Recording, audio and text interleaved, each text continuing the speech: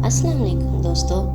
چلیے اب ہم چلتے ہیں اپنے چوتھے موضوع کی طرف۔ تو آج کا ہمارا چوتھا موضوع ہے 6 مدتوں یا مرحلوں میں زمین و آسمان کی تخلیق سے استدلال۔ قرآن پاک کی سورت نمبر 7 سورت اعراف کی آیت نمبر 54 میں ارشاد باری تعالیٰ ہے، یقیناً تمہارا رب اللہ ہے جس نے آسمانوں اور زمین کو 6 دنوں یعنی 6 مدتوں یا مرحلوں میں تدریجاً پیدا فرمایا، پھر وہ عرش پر اپنی شان کے مطابق اپنے اقتدار کے ساتھ جلوہ افروز ہوا، یعنی تخلیق کے کائنات کے بعد اس کے تمام عوامل اور اجرا میں اپنے قانون اور نظام کے اجرا کی صورت میں متمکن ہوا۔ قرآن پاک کی سورہ نمبر 10 سورہ یونس کی آیت نمبر 3 میں اللہ پاک ارشاد فرماتا ہے، یقیناً تمہارا رب اللہ ہے جس نے آسمانوں اور زمین کو 6 دنوں یعنی 6 مدتوں یا مرحلوں میں تدریجاً پیدا فرمایا،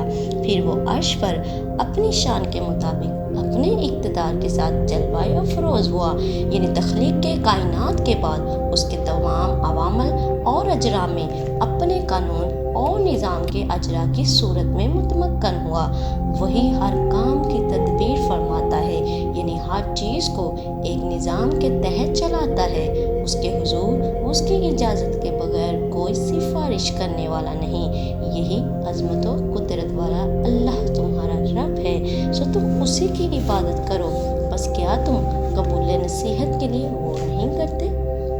قرآن پاک کی سورت نمبر 11 سورہ ہود کی آیت نمبر 7 میں اللہ پاک ارشاد فرماتا ہے، اور وہی اللہ ہے جس نے آسمانوں اور زمین کو 6 روز یعنی تخلیق و ارتقاء کے 6 ادوار و مراحل میں پیدا فرمایا، اور تخلیق عرضی سے قبل اس کا تخت اقتدار پانی پر تھا، اور اس نے اس سے زندگی کے تمام آثار کو اور تمہیں پیدا کیا تاکہ وہ تمہیں آزمائے کہ تم میں سے کون عمل کے اعتبار سے بہتر ہے، اور اگر آپ یہ فرمائیں کہ تم لوگ مرنے کے بعد زندہ کر کے اٹھائے جاؤ گے تو کافر یقیناً یہ کہیں گے کہ یہ تو سری جادو کے سوا کچھ اور نہیں ہے۔ قرآن پاک کی سورت نمبر 25 سورت فرقان کی آیت نمبر 59 میں اللہ پاک ارشاد فرماتا ہے، جس نے آسمانی کروں اور زمین کو اور اس کائنات کو جو ان دونوں کے درمیان ہے 6 ادوار میں پیدا فرمایا، پھر وہ حسب شان عرش پر جلوہ افروز ہوا۔ وہ رحمان ہے، اے معرفت حق کے طالب، تم اس کے بارے میں کسی باخبر سے پوچھو، بے خبر اس کا حال نہیں جانتے۔ قرآن پاک کی سورت نمبر 32 سورہ سجدہ کی آیت نمبر 4 میں ارشاد باری تعالیٰ ہے، اللہ ہی ہے جس نے آسمانوں اور زمین کو اور جو کچھ ان کے درمیان ہے اسے 6 دنوں یعنی 6 مدتوں میں پیدا فرمایا، پھر نظام کائنات کے عرش اقتدار پر اپنی شان کے مطابق جلوہ افروز ہوا۔ قرآن پاک کی سورت نمبر 41 سورہ فصلت کی آیت نمبر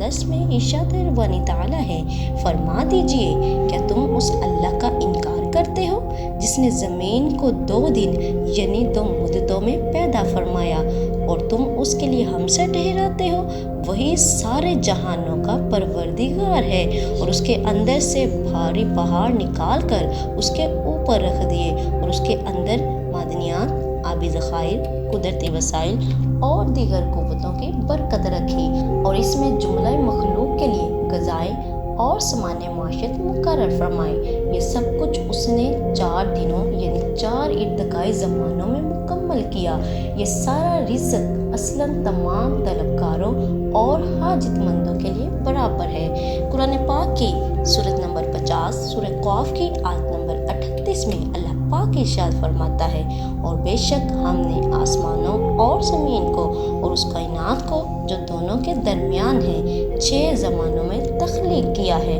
اور ہمیں کوئی تکان نہیں پہنچی۔ قرآن پاک کی سورت نمبر 57 سورت حدید کی آیت نمبر 4 میں ارشاد باری تعالیٰ ہے، وہی ہے جس نے آسمانوں اور زمین کو 6 ادوار میں پیدا فرمایا، پھر کائنات کی مسند اقتدار پر اپنی شان کے مطابق جلوہ افروز ہوا، یعنی پوری کائنات کو اپنے امر کے ساتھ منظم فرمایا۔ وہ جانتا ہے جو کچھ زمین میں داخل ہوتا ہے اور جو کچھ اس میں سے خارج ہوتا ہے اور جو کچھ آسمانی کوڑوں سے اترتا یا نکلتا ہے یا جو کچھ اس میں چڑھتا یا داخل ہوتا ہے وہ تمہارے ساتھ ہوتا ہے، تم جہاں کہیں بھی ہو، اور اللہ جو کچھ تم کرتے ہو اسے خوب دیکھنے والا ہے۔ میرے دوستوں، ملتے ہیں ایک اگلی ویڈیو میں اگلے موضوع کے ساتھ، تب تک کے لیے اپنا اور اپنے پیاروں کا بہت سارا خیال رکھیے گا۔ اللہ پاک ہم سب کا حامی و ناصر ہو۔ اللہ حافظ۔